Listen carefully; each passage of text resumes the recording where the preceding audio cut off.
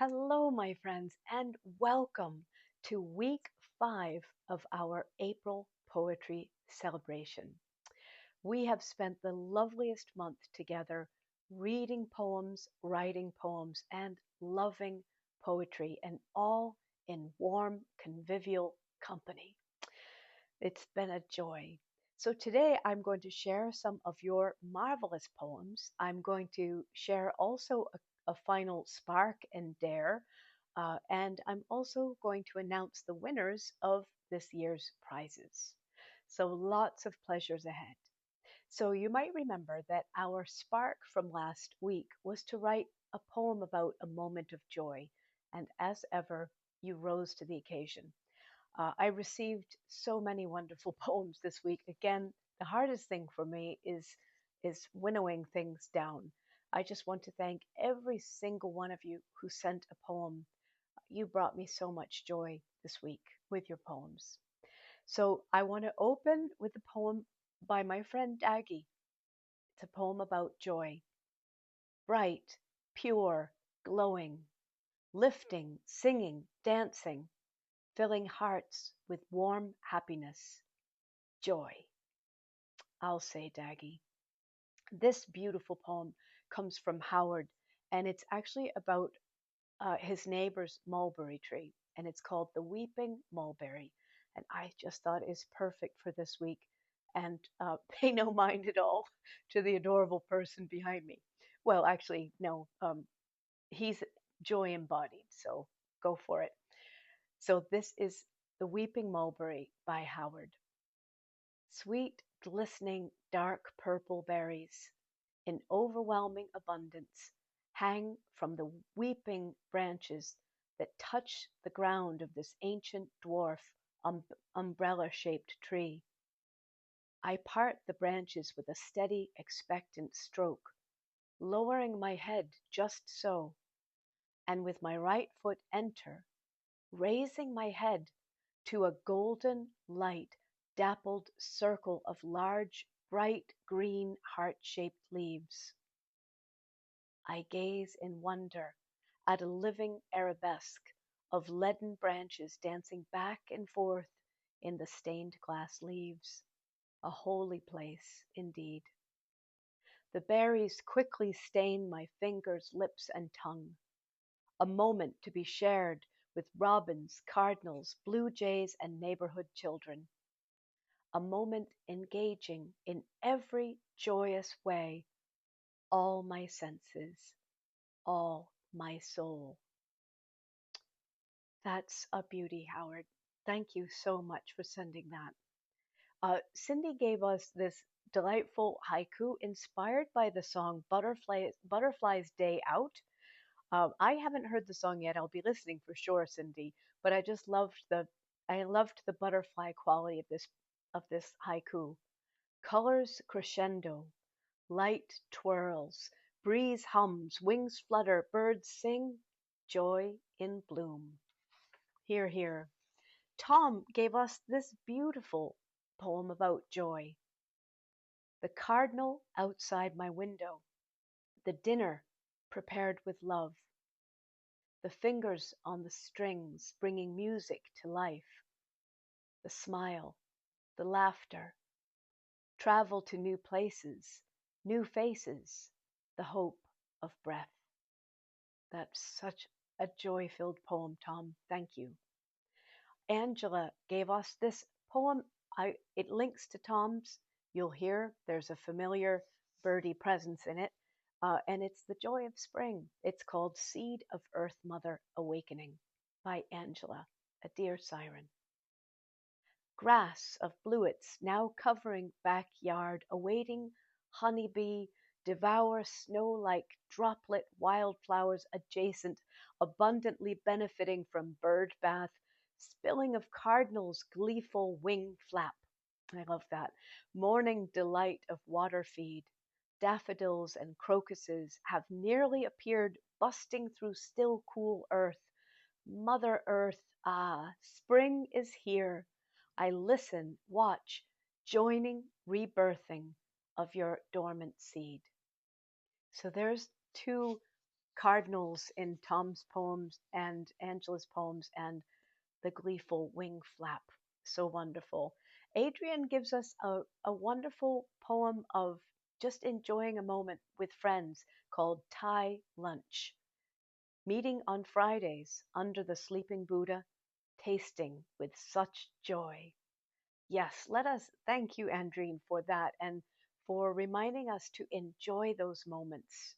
It's right there. Betsy gives us this one haiku. Be obsessed with it. Sniff it out and dig it up. Find joy everywhere. Yes, Betsy, that is wise counsel, my dear friend. And finally, we began this. One of the earliest poems I read to you was by Mike. And I wanted to just give the joyful bookend of this poem by Mike. And it's called The Final Day of Cancer Radiation Treatment. Bravo! Today, I got my life back. No more daily trips to the hospital. No more cancer radiation treatments. So, more music, more poetry, more Irish, more beaches, more forests. Sometimes more is more. Bravo. Oh, that's just so joyful. Mike, we all join in celebrating this for you. Achario, so great. Now, a couple of poems of this particular time. Dorothy gives us a poem called May Child, and we're nearly at May, and I loved this poem, May Child by Dorothy. May is the long evening child who doesn't want to go to sleep.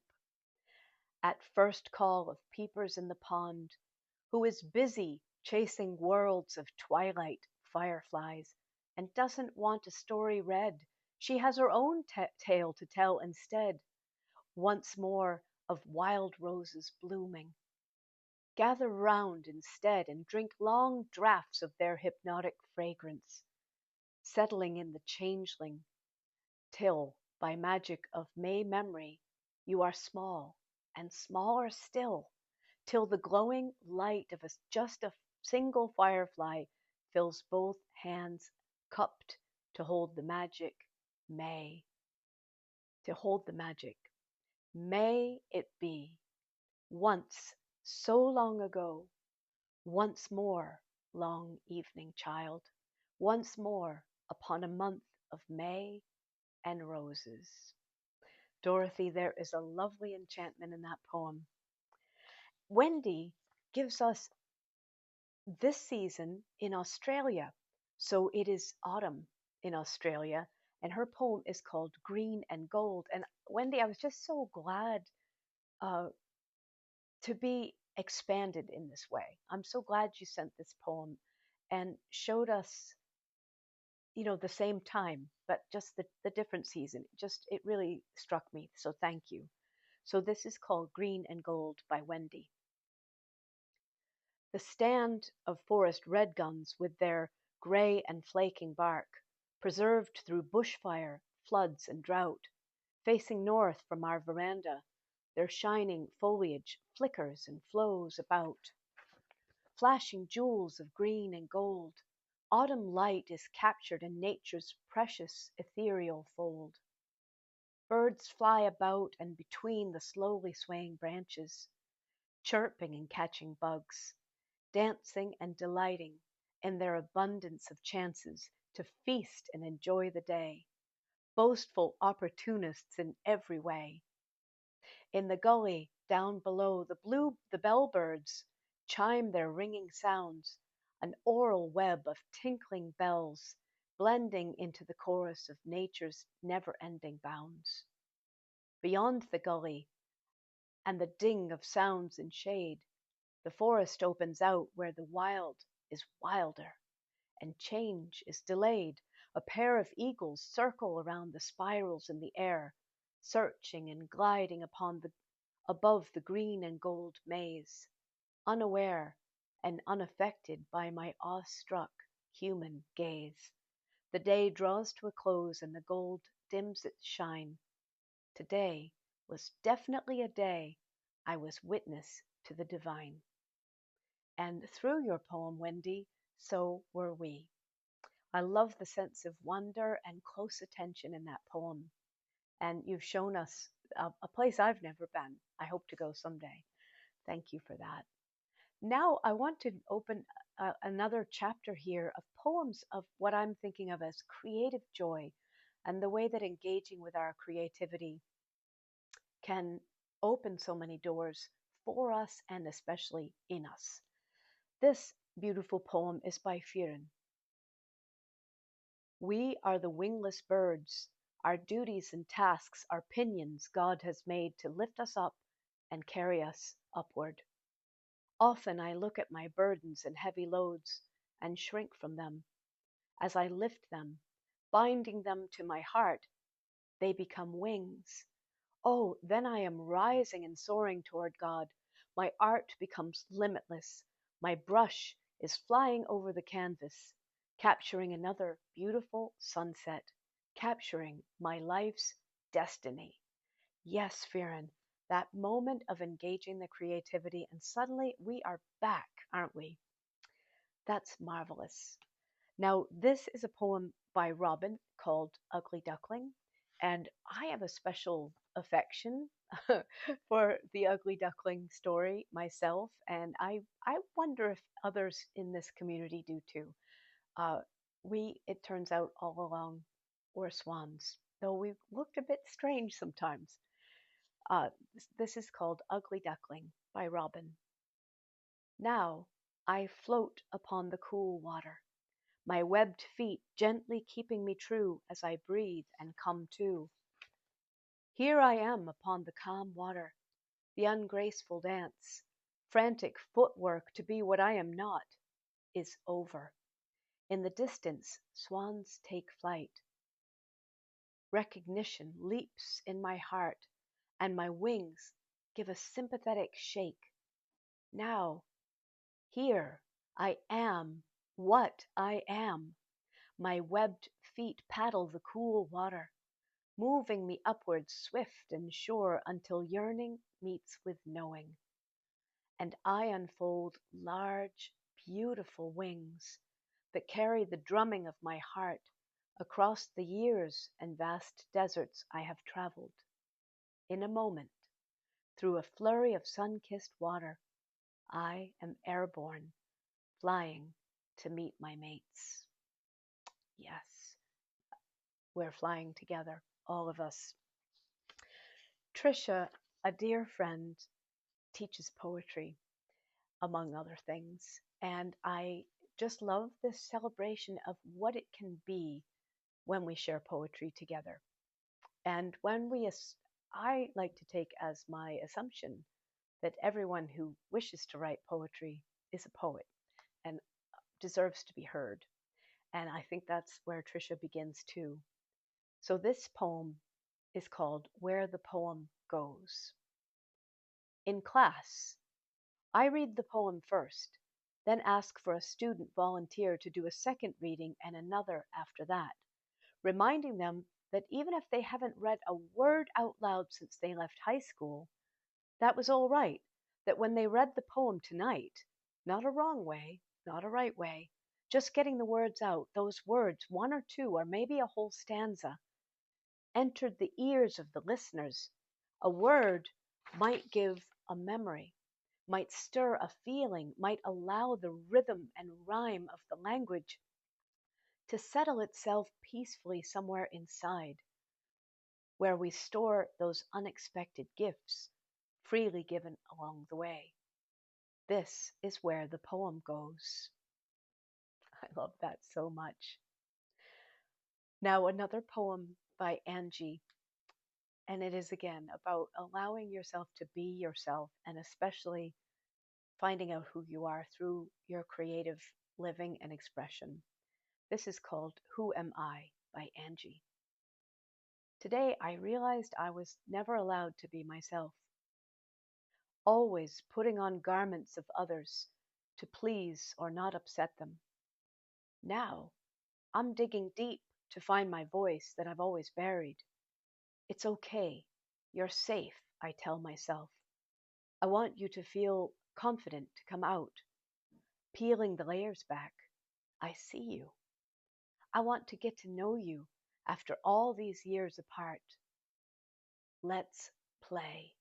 Yes, Angie, I get a chill as I read that. Play is the key, isn't it? Freedom, play. Thank you.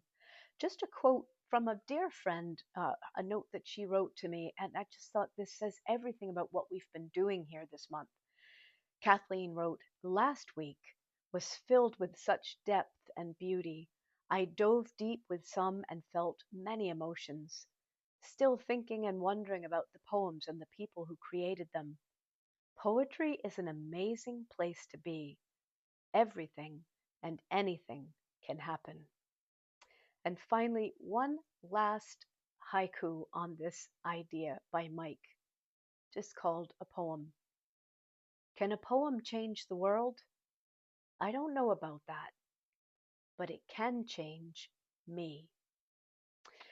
Thank you, everyone, for these glorious poems. What a celebration, truly they are.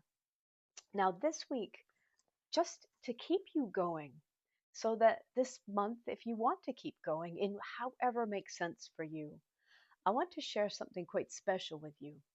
Years ago, I was very, very lucky to know a wonderful poet in Maine called Kate Barnes. In fact, she was the Maine State Poet Laureate, the very first one. Kate lived 1932 to 2013. And as I say, I was lucky to get to know her. And she gave me a gift. And it's a drafty poem. I just wanted to show it to you. I wanted to show this, for one thing, look at her beautiful writing. Kate was an artist as well. Uh, she created handmade books, she drew, she made fabric art, and she was, in my opinion, a peerless poet. This poem, with its scratching out, and this is one of my treasures. Like if my house was on fire, I would bring this out with me because it means so much to me. This poem is called Carmina Gaelica, and Carmina Gaelica is a Scottish collection of traditional rhymes, prayers, um, little bits of enchantment, partially collected and partially perhaps invented by a very talented inventor. But beside that, it's really full of enchantment.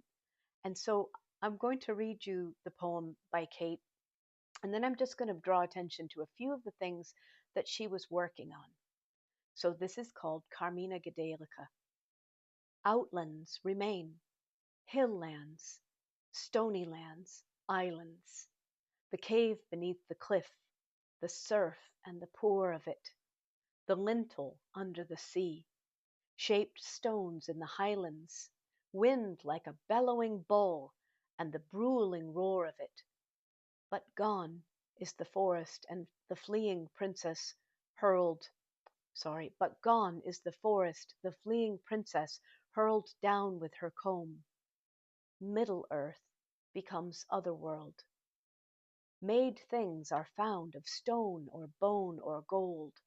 Old men tell a few old tales of the race not human, and of their beasts, the hounds, the kind seals, the bold, shaggy, small horse, the doe that is woman.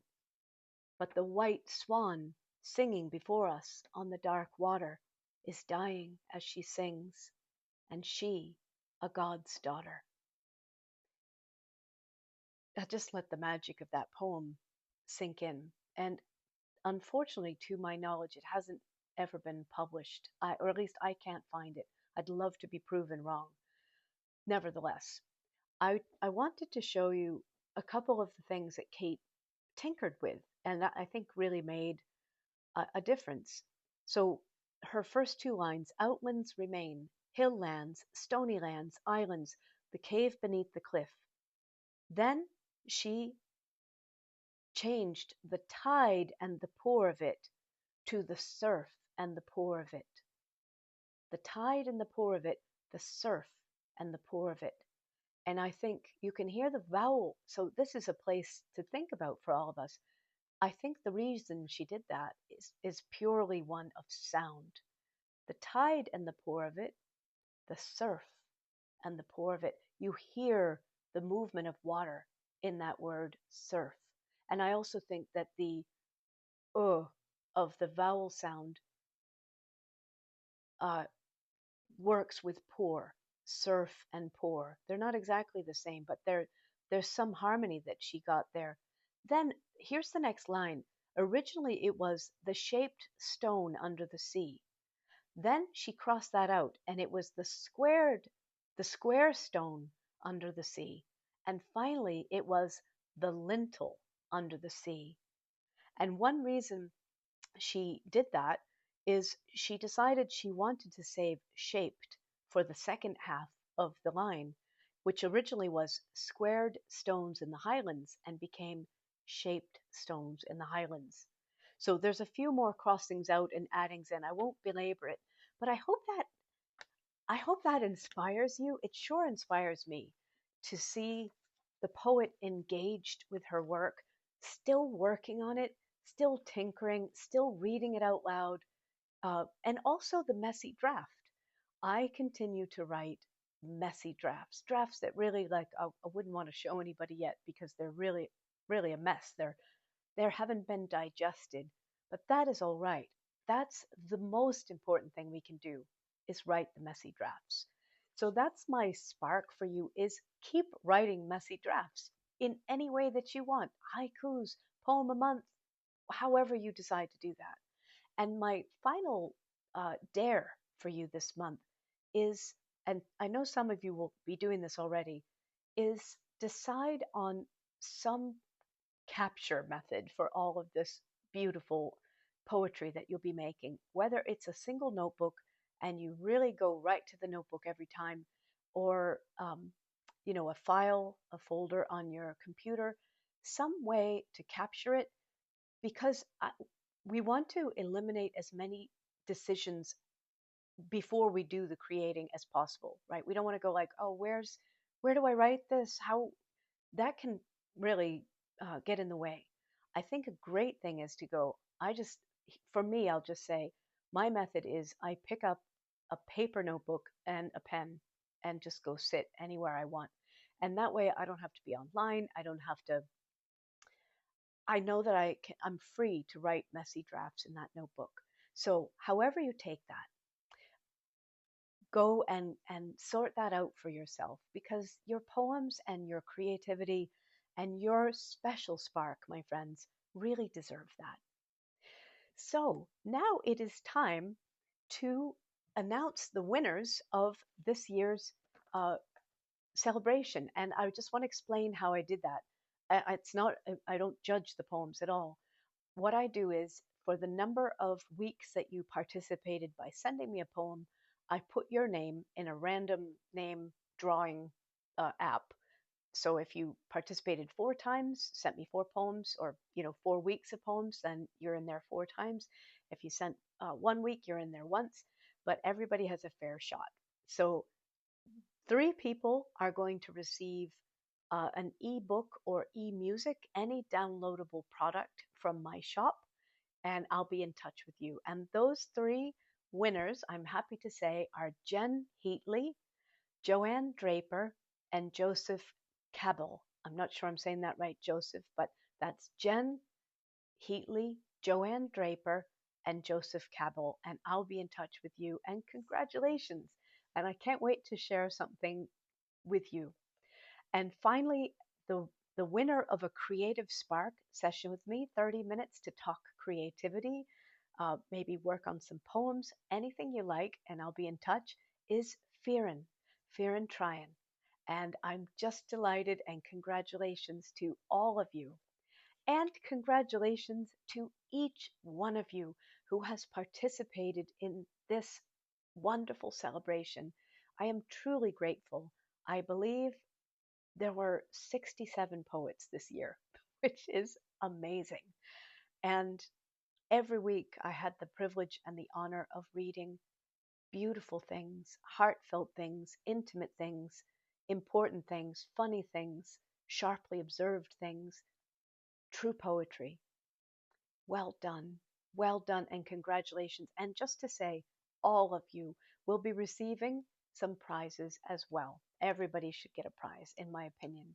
So, finally, I'd like to just read one last poem that I wrote this month that I hope will maybe inspire you to keep going.